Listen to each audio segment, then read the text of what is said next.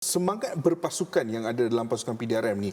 Contoh kalau kita tengok penghujung perlawanan tadi, apabila segalanya tidak berjalan mengikut pelan buat pasukan Sabah, mulalah body language di atas padang itu nampak sedikit negatif. Sesebuah pemain ataupun beberapa pemain, apabila gerakan tidak menjadi, hantaran tidak menjadi, mereka menunjukkan kekecewaan, marah sedikit terhadap rakan sepasukan. Biasa apabila corak permainan tidak menjadi, kita faham situasi seperti itu boleh berlaku. Tetapi PDRM pula, sehingga minit terakhir mereka masih bertarung untuk each other di atas padang. Setiap tackle mereka akan cover teammate, menjerit untuk motivasikan rakan sepasukan.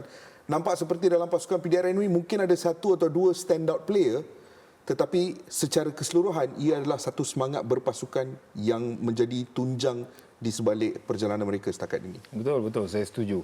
Kita boleh nampak tahu tadi pasukan Sabah, pemain-pemain dia untuk 20 minit, 25 minit yang terakhir, nampak memang mereka seolah-olah bila membuat gerakan tu tak jadi, mereka mencari duit shilling di padang.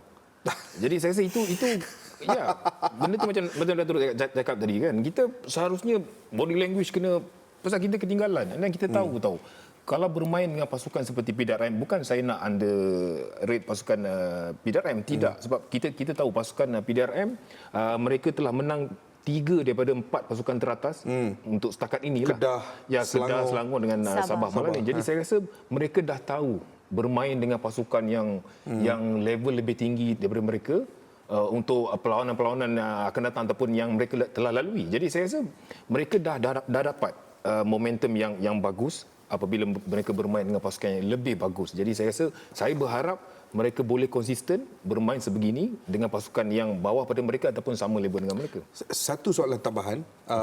Dalam pengalaman coach dan juga Niza beraksi di pentas Liga Super dan menjadi jurulatih juga di pentas Liga Super, ada tak contoh pasukan-pasukan lain yang ada karakteristik yang sama seperti PDRM?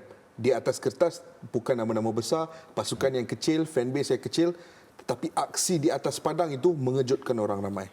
Sebab tu saya mengambil pasukan PDRM ini sebagai satu pasukan yang unik di Liga kita tahun ini, kerana kita dapat tengok mereka diasak bertubi-tubi oleh semua pasukan di atas. Tetapi kekebalan mereka dan disiplin pemain mereka membuat benteng untuk tidak membolosi gol. Sungguh berkesan.